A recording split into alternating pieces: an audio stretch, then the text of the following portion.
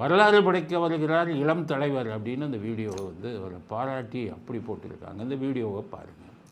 எங்கள் அண்ணன் உதயநிதி வருகிறார், கழக கொடி ஏந்தி போர் முரசு கொண்ட அஞ்சா வீரன் கூட்டம் நடுவே வருகிறார்.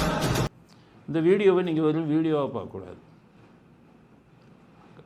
ஸ்டாலின் வந்து அவருடைய வாரிசை கொண்டு வர்றாரு. இளம் தலைவர் வருகிறாருன்னா என்ன அர்த்தம்? அவருக்கு அடுத்தால் வரப்போகிறாரு அப்படின்னு அவர் முன்னிறுத்துகிறார். 73 வயசிலேயே தன்னுடைய மகனை வாரிசை முன்னிறுத்துகிறார்.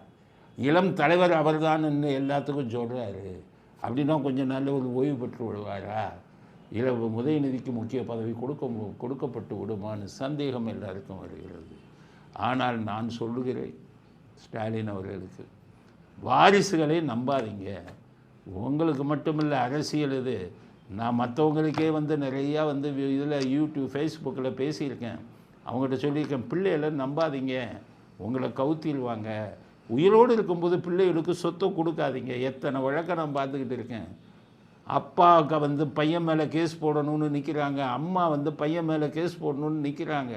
கேட்கும்போது எல்லாமே சொத்தை கொடுத்துட்டோம் பையனுக்கு, எங்களை நட்டாத்தில் விட்டுட்டாங்கிறாங்க.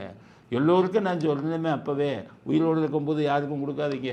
உயிர் எழுதி வைங்க செத்ததுக்கப்புறம்.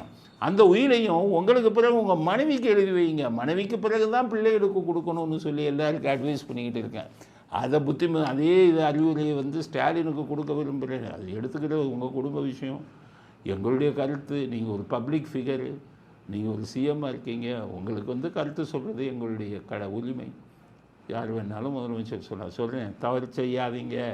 நீங்கள் நல்லா இருக்கும் வரை வாரிசுகளுக்கு மேல் பதவியை கொடுத்து நீங்கள் டம்மி ஆகிடாதீங்க. பின்னால் பெரிய கஷ்டம் வரும்.